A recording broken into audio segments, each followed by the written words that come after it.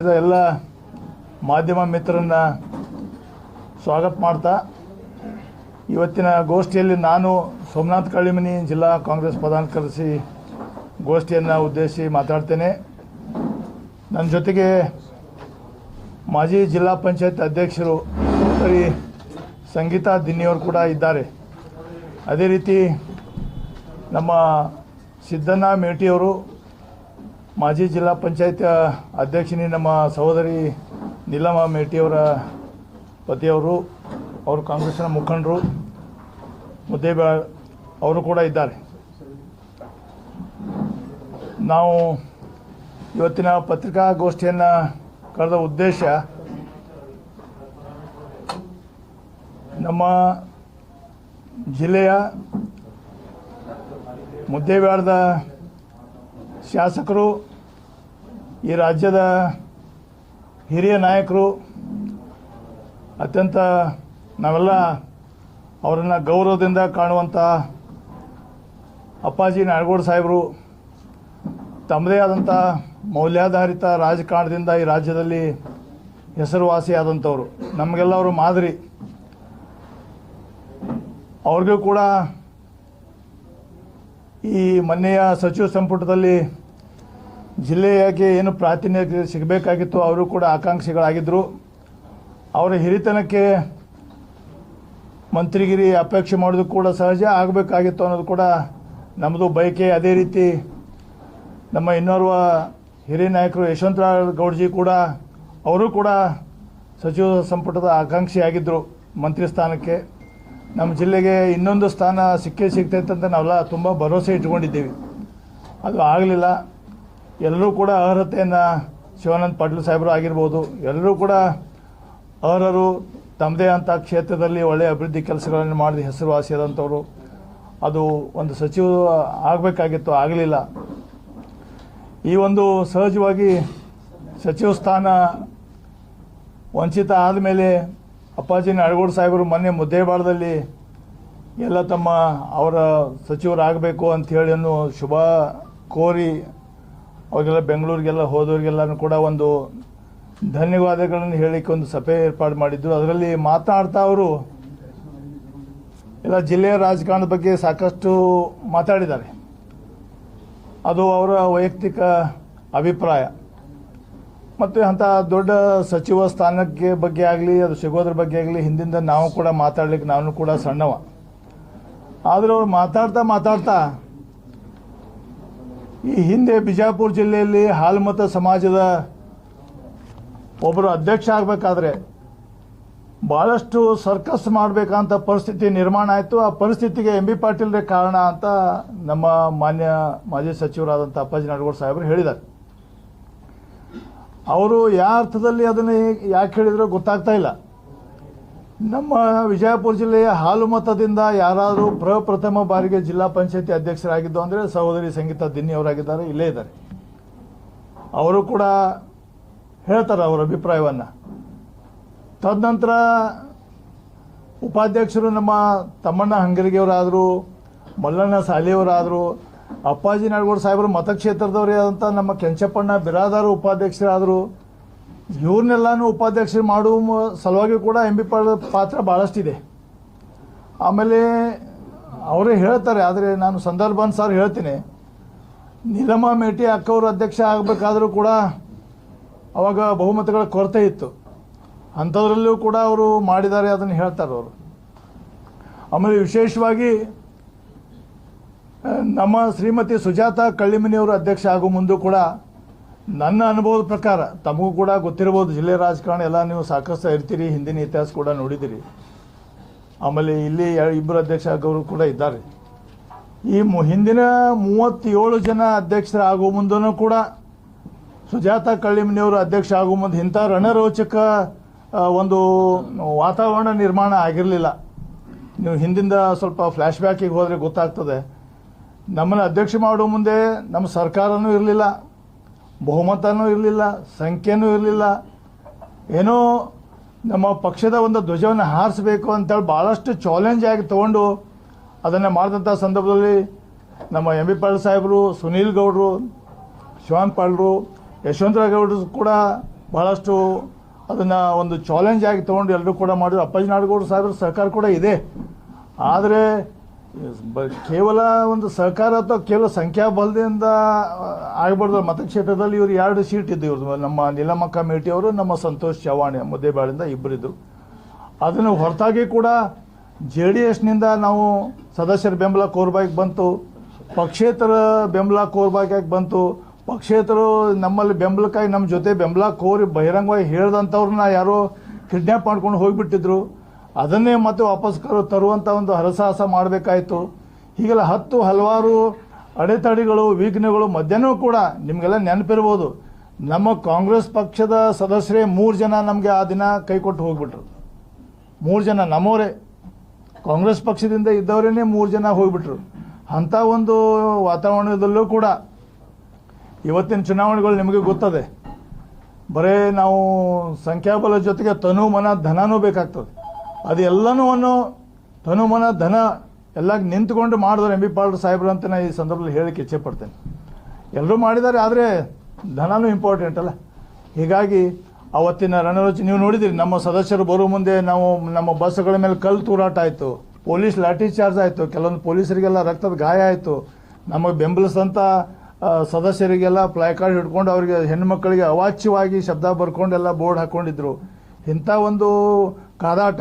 ಆಮೇಲೆ ನಮ್ಮ ಸದಸ್ಯರನ್ನ ಕರೆದುಕೊಂಡು ಹೋಗುವಂಥ ಬಸ್ಸಿನ ಮುಂದೆ BJP ಅವರು ಅಡ್ಡ ಮಲಗಿದ್ರು. ಒಬ್ಬರು ವಿಧಾನಸಭಾ ಅಭ್ಯರ್ಥಿಯಾಗಿದ್ದರು, ಅವರೇ ಅಡ್ಡ ಮಲಗಿದ್ರು.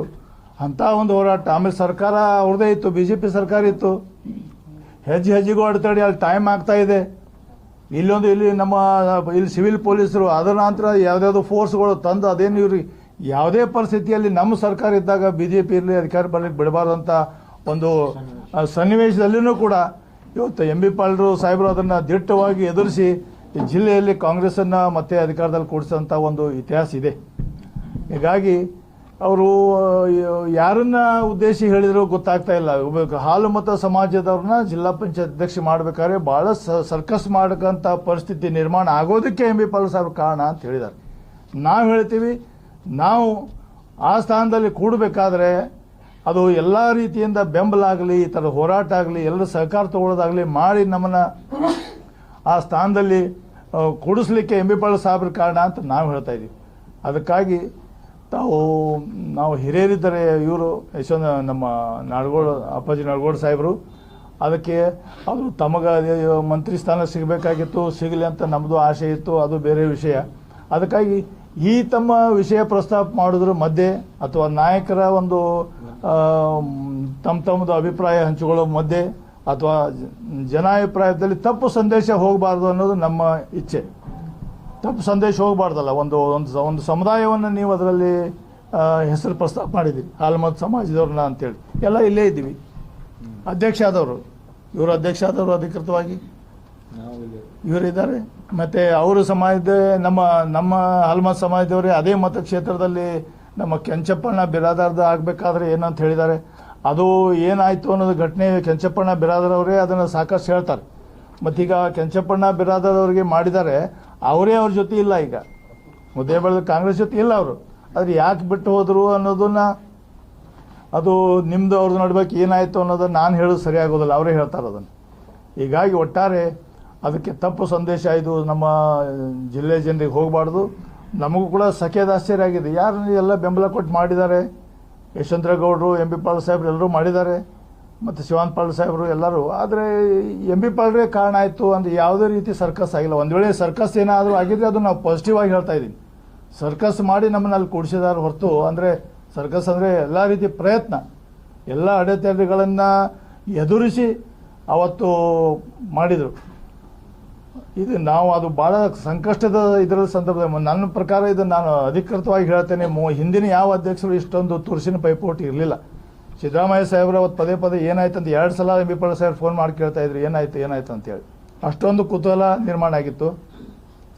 ಅದಕ್ಕಾಗಿ ಅದು ಅಪ್ಪಾಜಿ ನಾಡಗೌಡ ಸಾಹೇಬ್ರು ಹೇಳಿದ್ದು ಅದು ಸರಿಯಲ್ಲ ಅದು ಅಂತ ಹೇಳಿ ನನ್ನ ಅಭಿಪ್ರಾಯ. Thank you.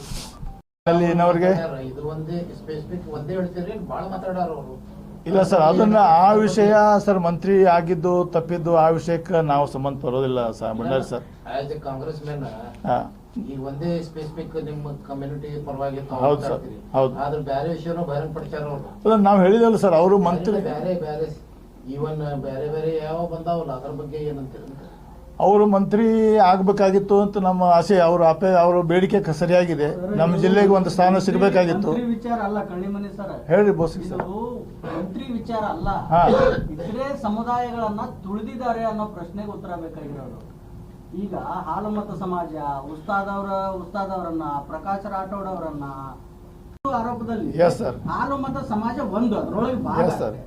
ಸರ್, ಈಗ ನಾವು ಬೇರೆ ಬೇರೆದವ್ರ ಹೆಸರು ಅವ್ರು ಪ್ರಸ್ತಾಪ ಮಾಡಿದಾಗ ಅದ್ರ ಬಗ್ಗೆ ಅವ್ರು ಹೇಳ್ಬೇಕಾಗ್ತದೆ ಹೊರತು ಅದನ್ನು ರಾಠೋಡವ್ರ ಬಗ್ಗೆ ಆಗಲಿ, ಉಸ್ತಾದವ್ರ ಬಗ್ಗೆ ಆಗಲಿ, ಶರಣಪ್ಪ ಸುಣ್ಗಾರ್ ಬಗ್ಗೆ ಆಗಲಿ ಅಥವಾ ಇನ್ಯಾರ ಬಗ್ಗೆ ನಾನು ಹೇಳೋದು ಅಷ್ಟು ಸರಿಯಾಗೋದಿಲ್ಲ. ನಾವು ಸಮುದಾಯದ ಹೆಸರು ಪ್ರಸ್ತಾಪ ಮಾಡಿದ್ದಾರೆ. ಜಿಲ್ಲಾ ಪಂಚಾಯತಿ ಅಧ್ಯಕ್ಷ ಆಗಬೇಕಾದ್ರೆ ಅದು ಭಾಳಷ್ಟು ಇಂಥ ಒಂದು ಕಠಿಣ ಸಂದರ್ಭ ಬಂತು ಅಥವಾ ಏನೋ ಅದರ ಅರ್ಥ ಬೇರೆ ಆಗ್ತದೆ, ತಪ್ಪಿಸ್ಲಿಕ್ಕೆ ನೋಡಿದ್ರು ಅನ್ನೋಂಥ ಅರ್ಥ ಆಗ್ತದೆ. ಅದಕ್ಕೆ ಸೀಮಿತವಾಗಿ ನಾವು ಹೇಳ್ಬೋದು. ಈಗ ಅದನ್ನ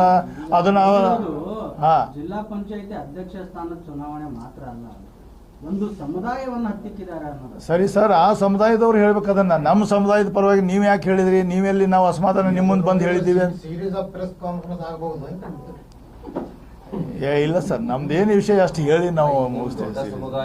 ಅಂದ್ರೆ ಹಾಲುಮತ ಸಮಾಜ ಬರೇ ಜಿಲ್ಲಾ ಪಂಚಾಯತಿಗೆ ಸೀಮಿತ, ಮುಂದೆ ಯಾವುದು ಅದೇ ಹೇಳ್ತಾ ಇದ್ದೆ ಸರ್. ನೀವು ಮತ್ತೆ ಮಾಡಿದ್ರಿ, ನಿಮ್ಮ ಮಾತಿಗೆ ಗೌರವ ಕೊಟ್ಟು ನಾನು ಸ್ಟಾಪ್ ಮಾಡಿದೆ. ನಮ್ಮದು ಹಾಲುಮತ ಸಮುದಾಯದ ನಮ್ಮಲ್ಲಿ ಒಂದು ಕೊರಗಿದೆ ಇಡೀ ಸಮಾಜದಲ್ಲಿ, ಇಡೀ ಜಿಲ್ಲೆಯಲ್ಲಿ. ಇಷ್ಟೆಲ್ಲ ದೊಡ್ಡ ಸಂಖ್ಯೆಯಲ್ಲಿದ್ದರೂ ಸ್ವತಂತ್ರ ಭಾರತದ ನಂತರ ಇಲ್ಲಿವರೆಗೆ ನಮ್ಮ ಸಮಾಜದಿಂದ ಯಾರೊಬ್ಬರೂ ಕೂಡ ಶಾಸಕರು ಆಗಿಲ್ಲ, ಅವಕಾಶಗಳು ಸಿಕ್ಕಿಲ್ಲ. ಒಂದ್ಸಲ ಮೊನ್ನೆ ಮಲ್ಲಣ್ಣ ಸಾಲಿಯವರಿಗೆ ಸಿಕ್ಕಿತ್ತು, ಆದರೆ ಎಲ್ಲ ಇದರಿಂದ ಸರಿಯಾಗಿ ವೋಟ್ ಕನ್ಸಾಲಿಡೇಟ್ ಆಗಲಿಲ್ಲ. ಅದಕ್ಕಾಗಿ ಎಲ್ಲರೂ ಸೇರಿ ನಮ್ಮ ಹಾಲುಮತ ಸಮಾಜದ ಬೆಂಬಲ ಪ್ರತಿ ಮತಕ್ಷೇತ್ರದಲ್ಲೂ ನಾವು ನಿಮ್ಗೆ ಬೆಂಬಲ ಕೊಡ್ತಾನೆ ಬಂದಿದ್ದೀವಿ, ಮುಂದೆನೂ ಇದ್ದೇ ಇರ್ತದೆ ನಿರಂತರವಾಗಿ. ಸ್ವಾಭಾವಿಕವಾಗಿ ಸಿದ್ದರಾಮಯ್ಯರ ಅದೇ ಎಲ್ಲ ಹಿಂದುಳಿದ ವರ್ಗ ಸಮಾಜದ ಹೆಂಗಿದೆ ನಮ್ಮ ಸಮಾಜ ಪಕ್ಷದ ಜೊತೆಗಿದೆ. ಅದಕ್ಕಾಗಿ ಮುಂದೆ ಎಲ್ಲರೂ ಸೇರಿ ಈ ಕೊರಗನ್ನ ಯಾವುದೇ ಮತಕ್ಷೇತ್ರ ಆಗಲಿ, ಯಾವುದೇ ಅಭ್ಯರ್ಥಿ ಆಗಲಿ, ಅದನ್ನು ಯಾರೋ ಕುಂತವರು ಕೇವಲ ನಮ್ಮ ಸಲುವಾಗಿ ಬೇಡಿಕೆ ಇಡ್ತೀವಿ ಅಂತ ಅಲ್ಲ. ನಮ್ಮ ಜಿಲ್ಲೆಯಲ್ಲಿ ಯಾವುದೇ ಕ್ಷೇತ್ರದಲ್ಲಿ ಎಲ್ಲಿ ಅವಕಾಶ ಇದೆ, ಯಾರು ಸಮರ್ಥರಿದ್ದಾರೆ ಅದನ್ನು ನೋಡಿ ಈ ಜಿಲ್ಲೆಯಲ್ಲಿ ಏನು ಬಹುದಿನಗಳ ಕೊರತೆ ಇದೆ. ಒಂದ್ಸಲ ಜಿದ್ದಿಯವರು MLC ಆಗಿದ್ದು ಬಿಟ್ಟರೆ ಇನ್ನ ತನಕ ನಮ್ಮ ಸಮಾಜ ಅವಕಾಶಗಳಿಂದ ವಂಚಿತ ಆಗಿದೆ. ಅದನ್ನು ಎಲ್ಲರೂ ಸೇರಿ ಒಂದು ಯಾಕೆ ವಂಚಿತ ಆಗಿದೆ ಅಂದ್ರೆ ಆ ಪ್ರಶ್ನೆಗೆ ಉತ್ತರ ನಮಗೂ ಸಿಗ್ತಾ ಇಲ್ಲ. ಎಲ್ಲ ಸಮರ್ಥರು ಇದ್ದೇವೆ, ಎಲ್ಲ ಸಮರ್ಥರು ಇದ್ದೀವಿ ಅಲ್ಲ. ನಿಮ್ಗೆ ಉತ್ತರ ಸಿಗ್ತಾ ಇಲ್ಲ ಅನ್ನೋದಕ್ಕೆ ಉತ್ತರ ಹೇಳಿದ್ರು. ಇಲ್ಲ ಉತ್ತರ, ಅದರಲ್ಲಿ ಉತ್ತರ ಏನಿಲ್ಲ ಸರ್. ಮಲ್ಲಣ್ಣ ಸಾಲಿಯವರು ಬರ್ಬೇಕು, ಮತ್ತೆ ಮುದ್ದೇಬೇಳದಿಂದ ಹಿಂದಕ್ಕೆ ಯಾರು ಕ್ಯಾಂಡಿಡೇಟ್ ಆಗಿತ್ತಲ್ಲ? ಇಲ್ಲ ಸರ್, ಮುದ್ದೇಬೇಳದಿಂದ ಕಾಂಗ್ರೆಸ್ನಿಂದ ಯಾರಾಗಿಲ್ಲ. ಸಾಲಿಯವರು ಬರ್ಬೇಕಾಗಿತ್ತು, ಅವರು ಬಂದಿಲ್ಲ ಅಥವಾ ಅವರಲ್ಲಿ ಸಪ್ರೇಟ್ ಆಗಿ ಮಾಡ್ತಿರ್ಬೋದು, ನನಗೆ ಗೊತ್ತಿಲ್ಲ ಸರ್ ಅದು. ಅದೇ ಎಲ್ಲರೂ ಸೇರಿ ಇಷ್ಟು ನಮ್ಮ ಹಾಲುಮತ ಸಮಾಜ ಬಗ್ಗೆ ಕಾಳಜಿ ವ್ಯಕ್ತಪಡಿಸ್ತಾ ಇದ್ದೀರಲ್ಲ. ಯಾರು ಸರ್? ನಾಡಗೌಡರಿಗೆ ಅಂತಿಲ್ಲ, ಎಲ್ಲ ನಮ್ಮ ರಾಜ್ಯ ನಾಯಕರಿಗೆ, ಜಿಲ್ಲಾ ನಾಯಕರಿಗೆ ನಾವು ವಿನಂತಿ ಮಾಡ್ಕೊಳ್ತೀವಿ. ಇದು ಬಹುದಿನಗಳ ಕೊರತೆ ಇದೆ. ಯಾವುದಾದ್ರು ಒಂದು ಕ್ಷೇತ್ರದಲ್ಲಿ ಯಾರು ಅರ್ಹರಿರ್ತಾರೆ, ಯೋಗ್ಯ ಇರ್ತಾರೆ, ಗುರುತಿಸಿ ಶಾಸಕರದ ಆಗೋದು ನಮ್ಮದು ಇದು ಇದೆ, ಕೊರಗು ಇದೆ. ಅದನ್ನು ನೀಗಿಸಬೇಕು. ಹಿಂದಿನಂತೆ ನಮ್ಮ ಸಮಾಜ ಎಂದೆಂದಿಗೂ ಕಾಂಗ್ರೆಸ್ ಪಕ್ಷದ ಜೊತೆಗೆ ನಿಮ್ಮ ಜೊತೆಗೆ ಇರ್ತೈತಿ. ಸ್ಟೇಟ್ಮೆಂಟ್ ಬಗ್ಗೆ ಹೇಳಿದೇವಲ್ಲ ಸರ್, ಅದು ಡಿಮಾಂಡ್ ಇಲ್ಲ, ಅದ್ರ ಬಗ್ಗೆ ನಾವು ಪ್ರಶ್ನೆ ಕೊಡ್ತಾ ಇದ್ದೀವಿ. ಇಲ್ಲ ಸರ್, KPCCಗೆ ಏನಿಲ್ಲ. ಈಗ ನಾಡಗೌಡರು ಮಾತಾಡಿರ್ತಕ್ಕಂಥ ಹೌದು, ನಾನು ಖಂಡನೆ ಇಲ್ಲ. ಆಯ್ತು, ಎಸ್ ಸರ್, ಇಲ್ಲ. ಅವರು ಈ ರಾಜ್ಯದ ಹಿರಿಯ ನಾಯಕರು, ಅವರಿಗೆ ನಾವು ಯಾವುದೇ ಥರದ್ದು ಡಿಮಾಂಡ್ ಆಗಲಿ, ಎಕ್ಸ್ಕ್ಯೂಸು ಆ ಶಬ್ದ ನಾವು ಬಳಸೋದಿಲ್ಲ, ಅದು ಬೇಕಾಗೂ ಇಲ್ಲ. ಅವರು ಹೇಳಿದ್ದು ಸ್ಪಷ್ಟ. ನಿಮ್ಮ ಪ್ರಶ್ನೆಗೆ ಉತ್ತರ ಕೊಡ್ತೀನಿ ನಾನು. ಅವರು ಹಾಲುಮತ ಸಮಾಜದ ಒಬ್ಬರನ್ನ ಜಿಲ್ಲಾ ಪಂಚಾಯತ್ ಅಧ್ಯಕ್ಷರಾಗಿ ಮಾಡಬೇಕಾದಾಗ ಬಹಳಷ್ಟು ಸರ್ಕಸ್ ಮಾಡಬೇಕಾಗಿ ಬಂತು. ಅದಕ್ಕೆ MB ಪಾಟೀಲ್ ಕಾರಣ ಅಂತ ಹೇಳಿದ್ದಾರೆ. ಅದು ತಪ್ಪು ಅಂತ ನಮ್ದು. ಹೌದು, ಅದು ಒಂದೇ ಪಾಯಿಂಟ್. ಎರಡು ಆನೆಗಳ ಗುದ್ದಾಟದಲ್ಲಿ ನೀವು ಯಾಕೆ ಮಧ್ಯೆ ಚಟ್ನಿ ಹಾಕ್ತಾ ಇದ್ದೀರಿ? ಚಟ್ನಿ ಏನಿಲ್ಲ, ನಮ್ದು ಅದು ಸ್ಪಷ್ಟೀಕರಣ ಮಾಡಬೇಕಾಗಿದ್ದಿದೆ. ನಮ್ಮ ಸಮಾಜದ ಹೆಸರು ಬಳಕೆ ಆಗಿದೆ. ಆಮೇಲೆ ಜಿಲ್ಲಾ ಪಂಚಾಯತ್ ಅಧ್ಯಕ್ಷರಾಗಿದ್ದೀವಲ್ಲ, ಇಲ್ಲಿ ಇದ್ದೀವಿ ಸರ್. ಅಲ್ಲ, ಜಿಲ್ಲಾ ಪಂಚಾಯತ್ ಸೀಮಿತವಾಗಿ ಸಮಾಜಕ್ಕೆ ಮೋಸ ಆಗಿದೆಯೋ ಇಲ್ವೋ? ಮೋಸ ಅನ್ನೋ ಶಬ್ದ ಇದಕ್ಕಿಂತ ಇಲ್ಲಿವರೆಗೆ ನಮಗೆ ಅವಕಾಶ MLA ಶಾಸಕ ಅವಕಾಶ ಸಿಕ್ಕಿಲ್ಲ. ಮೋಸ ಶಬ್ದ ಅದು ಮೋಸ ಶಬ್ದ ಸರಿಯಲ್ಲ. ಅವಕಾಶ ಇಲ್ಲಿ ಸಿಗಬೇಕಾಗಿತ್ತು, ಸಿಕ್ಕಿಲ್ಲ. ಸಿಗಬೇಕು.